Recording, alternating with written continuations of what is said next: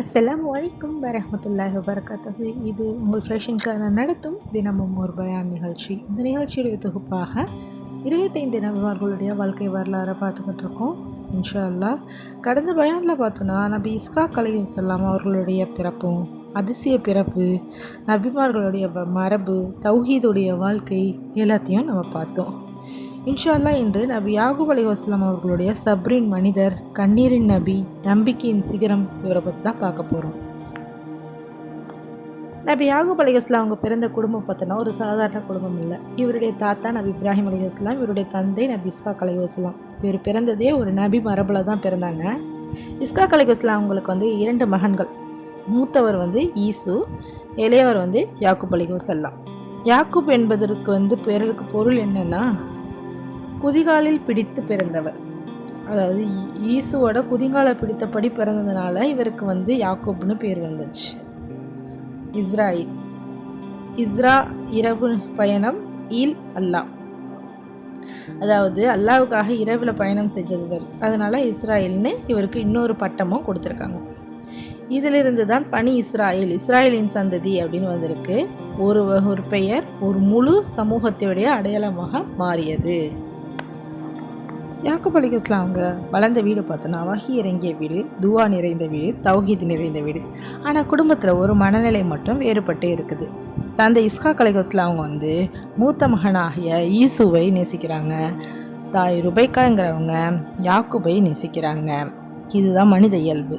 ஆனாலும் ருபைக்கா அம்மையார் அடிக்கடி சொல்லுவாங்க, யாக்கூபே தந்தையிட அருகில் இரு, அவருடைய துவாவை நாடு அப்படின்னு சொல்லுவாங்க. இந்த அறிவுரை தான் யாக்கூப் அலைஹிஸ்ஸலாம் அவர்களுடைய வாழ்க்கையே மாற்றியது. நபி இஸ்ஹாக் அலைஹிஸ்ஸலாம் அவங்களுக்கு பார்வை மங்கிவிட்டது. ஒரு நாள் அவர் மனதில் தோன்றுச்சு, என் மகனுக்கு ஆசீர்வாத துவா செய்ய வேண்டும் அப்படின்னு. அப்போ அந்த தருணத்தில் யாக்கூப் அலைஹிஸ்ஸலாம் அவங்க தந்தையிட்ட போகிறாங்க. நபி இஸ்ஹாக் அலைஹிஸ்ஸலாம் அவங்க கேட்குறாங்க, நீ யாருன்னு. அதுக்கு யாக்கூப் அலைஹிஸ்ஸலாம் சொல்கிறாங்க, நான் உங்கள் மகன் அப்படின்னு சொல்கிறாங்க. அவர் அதுக்கு பிறகு அந்த உணவை உண்கிறாரு. தனது 2 கையையும் உயர்த்தினார். ஒரு இதயம் உருகி தந்தையுடைய துவா, ஒரு நபியுடைய துவா வெளிவந்தது. அந்த துவா சாதாரணமானதில்லை, அது நபித்துவ மரபாக மாறியது, தலைமுறையாக மாற்றிய ஆசீர்வாதமாக மாறியது, பனி இஸ்ராயில் வரலாறாக மாறியது. அதன் விளைவு என்னன்னா, இந்த விஷயம் தெரிந்ததும் ஈசு கோபமடைகிறான். தெரிஞ்சுக்கிட்ட தாய் ருபைக்கா ரலியல்லாஹு பயப்படுறாங்க. பயந்து அவங்க யாக்கூபை இங்கிருந்து போயிடு அப்படின்னு சொல்லிட்டு தன் வீட்டை விட்டு இரவோடு இரவாக யாக்கூப் அலைஹிஸ்ஸலாமை வெளியேற்றுறாங்க. இவருடைய முதல் சோதனை என்னன்னு பார்த்தோன்னா குடும்பத்திலிருந்து பிரிவு. இதுதான் முதல் சோதனை.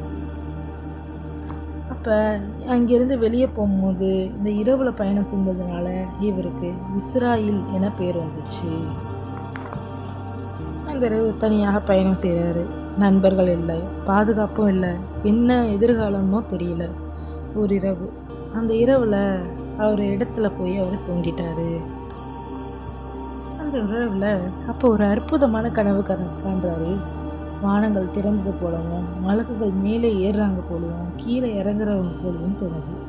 அல்லாஹ் அவருக்கு வாக்குறுதி கொடுக்குறான், நான் உன்னுடன் இருக்கிறேன், உன்னை பாதுகாப்பேன், உன் சந்ததியை பெருகச் செய்வேன்.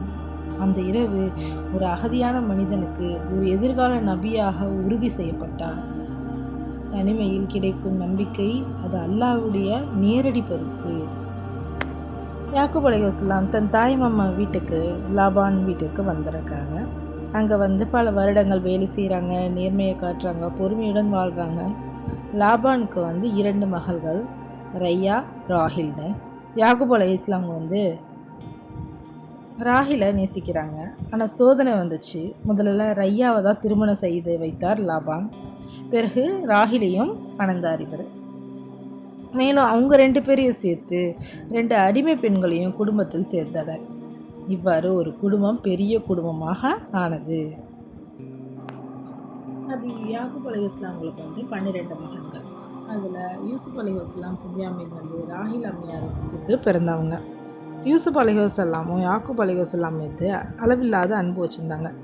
ஏன்னா மென்மையான குணம், தூய இதயம், அல்லாவின் ஒளி முகத்தில் தெரிந்தது.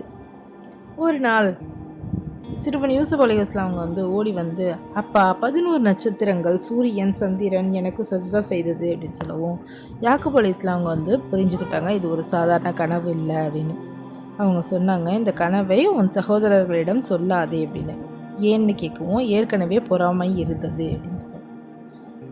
யூசுப் அலைஹிஸ்ஸலாம் அவங்க வந்து தந்தை மீது அதிகம் அன்பு உடையவங்க. மற்றொரு சகோதரர்களை நினைத்தாங்க, நாம் அதிகம், ஆனால் அப்பா யூசுஃபையே நேசிக்கிறார் அப்படின்னு எல்லாரும் யோசிக்கிறாங்க. அந்த எண்ணம் தான் பொறாமை, திட்டம், துரோகம். இவ்வாறு வந்து யூசுப் அலைஹிஸ்ஸலாம் அவங்க வந்து கிணத்துல வீசப்படுறாங்க. அந்த நாள் ஒரு தந்தையுடைய இதயம் உடைந்த நாளாக இருக்குது.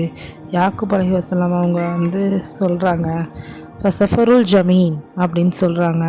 இதுக்கு வந்து அழகான பொறுமை என்று அர்த்தம். இந்த வாக்கியம்தான் அவருடைய முழு வாழ்க்கையாக இருந்தது. நபி யாக்கூப் அலைஹிஸ்ஸலாம் அவங்க வந்து ஒரு அரசியல் போராட்டம் இல்லை, ஒரு பேரரசை எதிர்த்த நபியும் இல்லை. அவங்க வந்து குடும்பத்தை தௌஹீது மையமாக மாற்றியது. அவங்க வந்து 12 மகன்களை வளர்த்தாங்க. அவங்களுக்கு ஈமான் கற்றுக் கொடுத்தாங்க. அல்லாஹ்வை மட்டும் வணங்க சொல்லி கொடுத்தாங்க. அவருடைய வீடு குடும்பம் அல்ல, ஒரு மார்க்கம் பள்ளியாக இருந்துச்சு. அவர் மக்களிடம் சொன்ன செய்தி என்ன தெரியுமா? அல்லாஹ் ஒருவன், அவனுக்கு இணை இல்லை, அவனையே வணங்குங்கள். அவர் நகரங்களையும் மாற்றவில்லை, அவர் தலைமுறைகளை மாற்றினார். இதுதான் பனி இஸ்ராயேலின் வரலாறுடைய அடித்தளமாக இருந்தது. இல்லை, தனது திருமறையில் யாக்கூப் அலைஹிஸ்ஸலாம் அவங்கள பற்றி அதிகமாக குறிப்பிட்டிருக்கா. சில முக்கிய அம்சங்களில் தேர்ந்தெடுக்கப்பட்டவர் அப்படின்னு அல்லாஹ் கூறுகிறான். நாம் இப்ராஹிம் அலைஹிஸ்ஸலாம், இஸ்ஹாக் அலைஹிஸ்ஸலாம், யாக்கூப் அலைஹிஸ்ஸலாம் ஆகியோரை தேர்ந்தெடுத்தோம். இவர்கள் சாதாரண மனிதர் அல்ல, இவர் முஸ்தஃபா, தேர்ந்தெடுக்கப்பட்டவர். யூசுஃப் பிரிவில் இவங்க சொல்கிறாங்க, ஃபசரஃபுல் ஜமீல், அழகான பொறுமை. அவர் மனிதர்களிடத்தில் அளவில்லை. அவங்க சொல்கிறாங்க, நான் என் துயரத்தை அல்லாவிடம் மட்டுமே முறையிடுகிறேன் அப்படின்னு சூரா யூசுஃபில் சொல்கிறாங்க. இதுதான் ஈமான். யாக்கூப் அலைஹிஸ்ஸலாம் அவங்களுக்கு மரணம் நெருங்கும்போது அவங்க மகன்களிடம் கேட்குறாங்க, எனக்கு பிறகு யாரை வணங்குவீங்க அப்படின்னு கேட்கவும் அவங்க எல்லாம் சொல்கிறாங்க, ஒரே இறைவன் அல்லாஹ்வை மட்டும்தான்னு சொல்கிறாங்க. இதுதான் ஒரு நபியுடைய மிகப்பெரிய வெற்றியாக அமைந்தது. நபி யாக்கூப் அலைஹிஸ்ஸலாம் அவங்க வந்து மஸ்ஜிதுல் அக்ஸாவின் கட்டுமானத்தில் பங்கு பெறுறாங்க. மஸ்ஜிதுல் அக்ஸாங்கிறது உலகிலேயே 3வது புனித பள்ளிவாசல். இஸ்ரா மெஹராஜ் சம்பவத்துடன் தொடர்புடையது. பல நபிமார்கள் தொழுகையை நடத்திய இடம் இதுதான். யாக்கூப் அலைஹிஸ்ஸலாம் இந்த இடத்தை தௌஹீத் மையமாக நிறுவினார். அவர் விட்டு சென்றது ஒரு குடும்பம் மட்டுமல்ல, இந்த ஒரு புனிதமான நிலமும் தான். யாக்கூப் அலைஹிஸ்ஸலாம் அவங்களுடைய வாழ்க்கையை பார்த்தோன்னா முழுவதும் சோதனையுடைய வாழ்க்கையாக இருந்துச்சு. சகோதர பிரிவு, அகதி வாழ்க்கை, மகன் யூசுஃபுடைய பிரிவு, கண் பார்வை இழப்பு, நீண்ட கண்ணீர்னு இப்படியே ஒரு சோதனை நிறைந்த வாழ்க்கையாகவே இருந்துச்சு. ஆனால் ஒருபோதும் அவர் வந்து அல்லாஹ்வை குறை சொல்லலை. மரண தருவாயில் கூட அவருடைய கவலை என்னென்னா, என் பிள்ளைகள் ஈமானை காப்பாற்றுவார்களாங்கிற ஒரு கவலை தான் இருந்துச்சு. அதை கேட்டுட்டு கடைசியாக அவர் மறைந்தார். ஆனால் அவர் விட்டு சென்றது பார்த்தோன்னா பனி இஸ்ராயில், பல நபிமார்கள், சப்ரின் பாடம். இவருடைய அடக்கஸ்தலம் பாலஸ்தீனம் பகுதியில் உள்ளது. யாக்கூப் அலைஹிஸ்ஸலாம் அவர்களுடைய வாழ்க்கை சொல்லும் செய்தி என்னென்னா, சபுர் தோல்வி அல்ல, குடும்பம்தான் முதல் தக்வா. கண்ணீர் ஈமான் குறையல்ல, அல்லாஹ் தாமதிப்பான் ஆனால் மறப்பதில்லை. இன்ஷா அல்லாஹ் நாளை அடுத்த பயானில் நபி யூசுப் அலைஹிஸ்ஸலாம் அவர்களுடைய வாழ்க்கை வரலாறுடன் உங்களை நான் சந்திக்கிறேன். அஸ்ஸலாமு அலைக்கும் வரஹ்மத்துல்லாஹி வபரகாத்துஹு. இந்த பயான் உங்களுக்கு பிடித்ததாகவும் பயனுள்ளதாகவும் இருந்துச்சுன்னா லைக் பண்ணுங்கள், ஷேர் பண்ணுங்கள், சப்ஸ்கிரைப் பண்ணுங்கள், மறக்காமல் பெல் ஐக்கானை ப்ரெஸ் பண்ணுங்கள்.